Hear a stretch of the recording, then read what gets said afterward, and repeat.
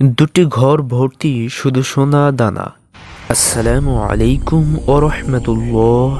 সুপ্রিয় দর্শক শ্রোতা, 10 মিনিট মক্তব চ্যানেলটিতে আপনাকে স্বাগতম। ওমর বিন আব্দুল আজিজ রহমতুল্লাহ আলাই ইরশাদ-এ-রশিদে জীবনযাপনের এক দৃষ্টান্ত নজির। যিনি রাষ্ট্রপ্রধান হওয়ার পরেও কেমন জীবনযাপন করছেন, আজকের এই গল্প থেকে আমরা সেই শিক্ষাটা গ্রহণ করতে পারব। খলিফা ওমর বিন আব্দুল আজিজ রহমতুল্লাহ আলাই 2.5 বছর খেলাফতে থাকার পর মাত্র 39.5 বছর বয়সে শত্রুদের বিষ প্রয়োগে শাহাদাত বরণ করেন। তার বিরুদ্ধে অভিযোগ করা হলো যে তিনি দুটি বদ্ধ ঘরে সোনা দানা ভর্তি করে রেখে গিয়েছেন, যার সবই রাষ্ট্রীয় বায়তুল মাল থেকে তিনি আত্মসাৎ করেছেন। পরবর্তী খলিফা ইয়াজিদ বিন আব্দুল মালিক অভিযোগকারীকে সাথে নিয়ে ওমরের বাড়িতে গিয়ে উক্ত কক্ষ দুটি খুললেন।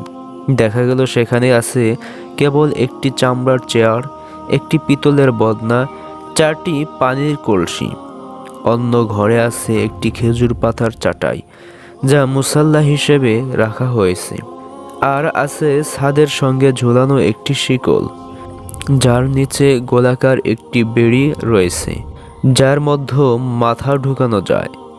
ইবাদতে রাত কাটানোর সময় কাহিল হয়ে পড়লে বা ঝিমুনি আসলে এটি তিনি মাথায় ঢুকিয়ে দিতেন, যাতে ঘুমিয়ে না পড়েন। সেখানে একটি সিন্দুক পেলেন, যার মধ্যে একটি টুকরি পেলেন, যাতে ছিল একটি জামা ও একটি ছোট পাজামা। আর তার পরিত্যক্ত বস্তুর মধ্যে তার স্ত্রীর কাছ থেকে পেলেন টালি দেওয়া একটি জামা ও একটি মোটা ঝিনুনের শীর্ণ চাদর।